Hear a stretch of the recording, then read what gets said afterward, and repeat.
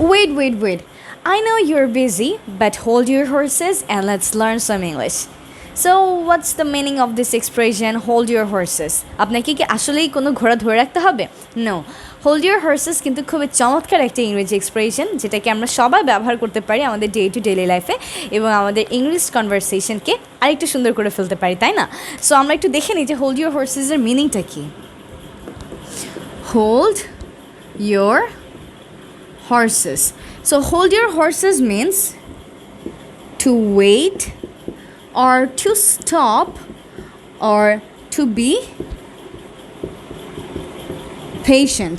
তার মানে যখন আমরা কাউকে অপেক্ষা করতে বলি কোনো একটা কাজের জন্য তখন আমরা তাকে বলতে পারি হোল্ড ইউর হর্সেস। যখন আমরা কাউকে কোনো কাজে থামতে বলছি যে দাঁড়াও, সবুর করো, ওয়েট করো, তখন আমরা হোল্ড ইউর হর্সেসকে ব্যবহার করতে পারি। যখন আমরা কাউকে ধৈর্য ধরতে বলি যে ধৈর্য ধরো, ইনশাল্লাহ সব কিছু ঠিক হয়ে যাবে, এই ধৈর্য ধরার সময়ও আমরা হোল্ড ইউর হর্সেস এই এক্সপ্রেশনটাকে ব্যবহার করতে পারি। সো আমরা একটু ট্রাই করে দেখি যে সেন্টেন্সে এটাকে কীভাবে ইউজ করা যায়। প্রথমত টু ওয়েট এই কেসে আমরা একটু ব্যবহার করি। সো আমরা বলতে পারি যে I am coming, hold your horse's. So আমরা যখন একটু মাঝে মাঝে লেট করে ফেলি তখন আমরা কী বলি যে আমি আসছি, একটু ওয়েট করো, তাই তো? So I am coming, wait a bit, এরকম কথা আমরা সাধারণত বলে থাকি। সো আমরা চাইলে কিন্তু বলতে পারি I am coming, hold your horse's. তার মানে কি একটু অপেক্ষা করো, একটু ওয়েট করো, আমি আসছি। Hold your horses and let's learn English. So এটা আমি একটু আগে আপনাদেরকে বললাম যে hold your horses and let's learn English. তার মানে আপনি একটু দাঁড়ান, একটু স্টপ হন। আমি জানি আপনি খুব বিজি, বাট আপনি একটু দাঁড়ান, আপনার কাজটাকে আপাতত একটু স্টপ রাখেন এবং চলুন আমরা ইংরেজি শিখি। এবার আমরা একটু বি পেশেন্টে যাই।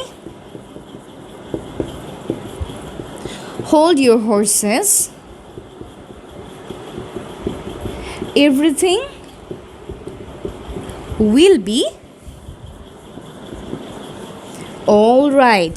তার মানে আপনি একটু ধৈর্য ধারণ করুন, সব কিছু ঠিক হয়ে যাবে। সো আজকের ক্লাসে আমরা কী শিখে নিলাম?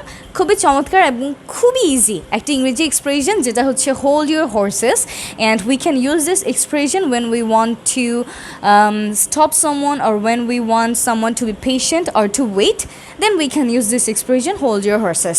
আর সেন্টেন্সের মাঝে আমরা এইভাবে ব্যবহার করতে পারি, যেমন I am coming, hold your horses and let's learn English. Hold your horses, everything will be all right. That's it. I'm Noore Jannat Meem and I wish you all the best. দেখা হবে আপনাদের সবার সাথে ইনশাল্লাহ পরবর্তী কোনো একটা টিউটোরিয়ালে। সেই পর্যন্ত সবাই অবশ্যই ভালো থাকবেন, সুস্থ থাকবেন, and don't forget to share this lesson. Goodbye.